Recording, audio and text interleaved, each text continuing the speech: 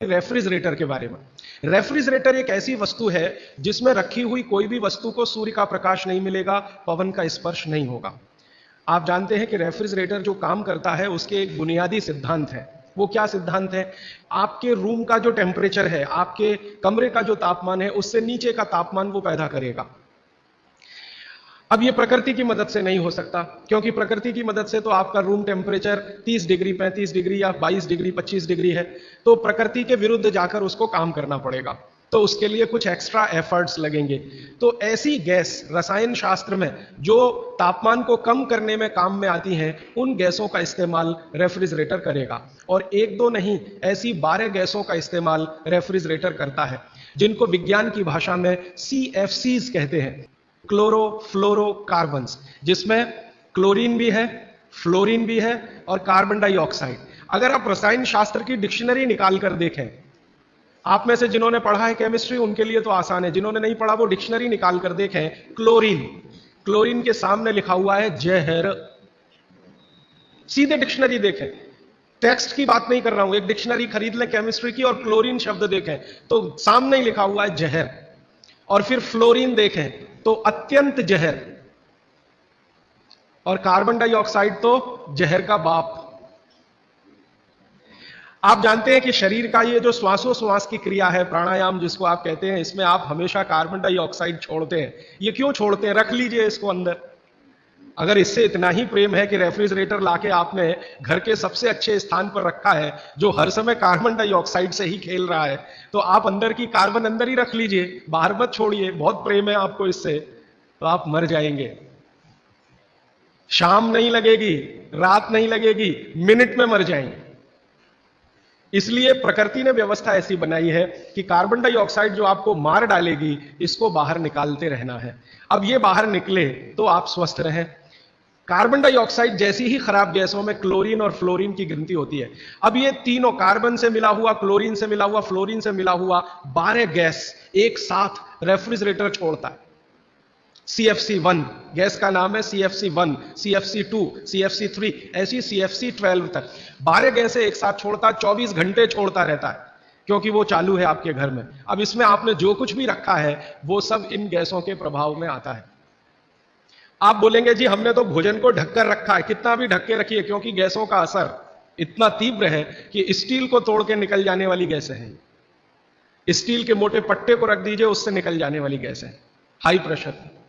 तो अगर आप इतने सारे जहरीली गैसों से युक्त भोजन को 2 घंटे, 3 घंटे, 5 घंटे उसमें रख के फिर खा रहे हैं, तो माफ कीजिए, आप भोजन नहीं जहर ही खा रहे हैं। बस जहर में अंतर इतना है कि एक जहर है तात्कालिक और दूसरा है दीर्घकालिक। दीर्घकालिक जहर थोड़ा थोड़ा खाएं तो 5-7 साल में पता चला देगा, तात्कालिक खाएं तो 1 मिनट में आपको पता चल जाए।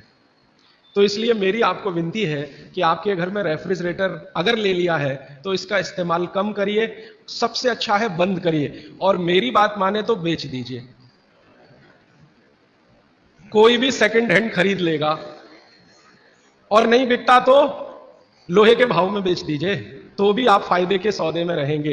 क्योंकि इसके रखे रहने से जो मन में लालच है, लालच पता है क्या है? अगर ये है तो कुछ तो करो इसका, अगर ये है तो कुछ तो करो इसका, अगर ये है तो कुछ तो करो इसका। तो कुछ तो के चक्कर में हम जबरदस्ती ज्यादा ज्यादा खाना बनाते हैं और इसमें रखते जाते हैं। सवेरे का शाम को, शाम का अगले दिन सवेरे, अगले दिन का शाम को, ये चक्कर चलता रहता है। और ये चक्कर में खाने का, पोषकता का नाश होता रहता है। और मैं आपको एक विनम्रता पूर्वक दूसरी जानकारी देना चाहता हूं कि रेफ्रिजरेटर का आविष्कार हुआ तो उसके पीछे कारण क्या था। हर वस्तु के आविष्कार के पीछे कारण होता है। तो इसका कारण था ठंडे देशों की, ठंडे देश हैं America, Canada, Germany, France, Sweden, Switzerland, Denmark, Norway, इन देशों की आबो हवा।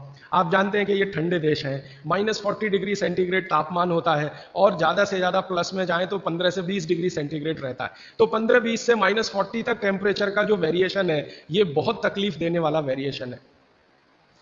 आप कभी एक अनुमान करने के लिए प्रयोग करिए। मैंने किया था, मैंने एक प्रयोग किया था कि एक बार मैंने क्या किया, बर्फ का सिल्ली 1, 2, 3 चारों तरफ से लगा के मैं उसके बीच में लेट गया, तो 15 मिनट में मेरा शरीर अकड़ गया। 15 ही मिनट में, जबकि मैंने खूब प्राणायाम और ये सब किया, 15 मिनट में शरीर अकड़ गया। और उस दिन मैंने मेरी बायोकेमिस्ट्री को ऑब्जर्व किया तो मैं बहुत ही परेशान था। फिर मैंने सोचना शुरू किया कि उन लोगों का क्या होता होगा जो इसी बर्फ के तापमान में 6-6 महीने सोते हैं, रहते हैं, लेटते। उनका क्या होता होगा? 8-8 महीने धूप नहीं निकलती कनाडा में, अमेरिका में, यूरोप के देशों में धूप नहीं निकलती, टेम्परेचर नहीं होता, और यही परिस्थिति में उनको सोना पड़ता है। तो कितनी तकलीफें उनके शरीर को होती होंगी, और शरीर के साथ उनके भोजन को होती होंगी, क्योंकि शरीर भोजन से ही है। तो भोजन को ये सारी तकलीफें थोड़ी कम हो, उसके लिए वहां के वैज्ञानिकों ने रात दिन मेहनत करके ये मशीन बनाई। और उन्होंने कहा कि जो टेम्परेचर को हम प्रकृति के रेगुलेशन में है, हम उसे कंट्रोल नहीं कर सकते, कुछ एरिया हम ऐसा बनाएं जिसको हम कंट्रोल कर सकें, हम जब चाहें टेम्परेचर को बढ़ा सकें, घटा सकें। इसके लिए रेफ्रिजरेटर बना। तो ये उनकी मजबूरी में से निकली हुई मशीन है।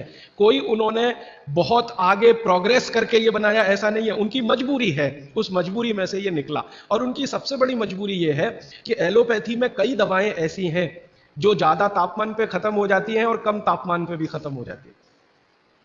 बहुत सारी दवाएं एलोपैथी में ऐसी हैं जो हाई टेम्परेचर पे भी खत्म हो जाती हैं, माने उन दवाओं का असर नहीं रहता, लो टेम्परेचर पे भी खत्म हो जाती हैं। तो उन दवाओं को रखने के लिए एक टेम्परेचर हमारे कंट्रोल में रहे, इसके लिए फ्रिज बना। वो पानी रखने के लिए नहीं बना, दाल रखने के लिए नहीं बना, सब्जी रखने के लिए, दवाएं रखने के लिए बना। और आपको एक और जानकारी दूं कि यूरोप में ये जब आविष्कार किया सबसे पहले, तो मिलिट्री के लिए इसका उपयोग हुआ था, और मिलिट्री के लिए ही ये बना था, क्योंकि आर्मी के जो सैनिक हैं वो चुस्त दुरुस्त और तंदुरुस्त रहने चाहिए, जब जरूरत हो दवाएं उनको समय पर उसी टेम्परेचर की मिलनी चाहिए। इसके लिए ये फ्रिज आया, ये हमारे लिए नहीं बना, हिंदुस्तान के लिए तो इसकी कोई आवश्यकता नहीं। और यूरोप में एक दूसरी समस्या है, आप जानते हैं कि जहां 6 से 8 महीने बर्फ पड़ेगी, वहां हर चीज जरूरत की समय पर नहीं मिलेगी। मान लीजिए ये जो समय है ना, दिसंबर, जनवरी, फरवरी, मार्च, ये सब वहां बर्फ का समय है। अब इस बर्फ के समय में वो चाहे कि आलू चाहिए, नहीं मिलेगा, टमाटर चाहिए, नहीं मिलेगा, भिंडी चाहिए, नहीं मिलेगी, गाजर चाहिए, कुछ नहीं मिलेगा उनको। बर्फ मिलेगी, खा लो तो खा लो, नहीं तो उसको गर्म करके पानी बना लो, और कुछ नहीं मिलेगा। तो जो कुछ नहीं मिलेगा, उस समय कुछ चीजों को स्टोर करके रखने के लिए रेफ्रिजरेटर है। जब मिल रहा है तो इकट्ठा खरीदो और स्टोर करके इसको रखना शुरू कर दो। अब गलती तो ये हो गई हम लोगों से कि हमने बिना सोचे समझे विचार किए उनकी नकल के साथ ये ले आया अपने घर में, और ऐसे लोगों के घर में भी ले आया जो केमिस्ट्री बहुत अच्छे से जानते हैं, जो क्लोरोफ्लोरोकार्बन्स को रोज पढ़ते हैं और पढ़ाते हैं, उनके ही घर में फ्रिज। मैं कहता हूं प्रोफेसर साहब, आप ये क्या गजब कर रहे हैं, आप तो जानते हैं, क्या करें, पत्नी नहीं मानती, बच्चे नहीं मानते, तो आपकी केमिस्ट्री पत्नी को क्यों नहीं समझाई अभी तक? तो कहते समझती नहीं। तो मैंने कहा फिर आप प्रोफेसर क्यों हो गए?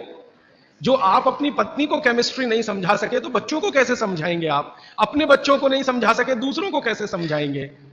तो मुश्किल यह है कि हम विज्ञान पढ़ रहे हैं लेकिन वैज्ञानिक नहीं हो रहे, अपने जीवन में नितांत विज्ञान के विरुद्ध काम कर रहे हैं। प्रकृति और विज्ञान के विरुद्ध अगर कोई चीज सबसे खराब हमारे घर में है तो प्रेशर कुकर के बाद यही है, रेफ्रिजरेटर। तो मेरी विनती है कि आप इसका रखा हुआ खाना मत खाइए, क्योंकि वो जहर हो जाता है। तो आप बोलेंगे फिर क्या करें? एक नियम बना लीजिए अपने जीवन में, जो हमारे दादा दादी, नाना नानी के समय का बनाया हुआ है, और शायद बाघभट्ट ने भी ये नियम लिखा है बहुत रेखांकित करके। वो ये कहते हैं, अब मैं दूसरे नियम पर आ रहा हूं, पहले नियम खत्म हो रहे हैं, अब दूसरे पर मैं जा रहा हूं।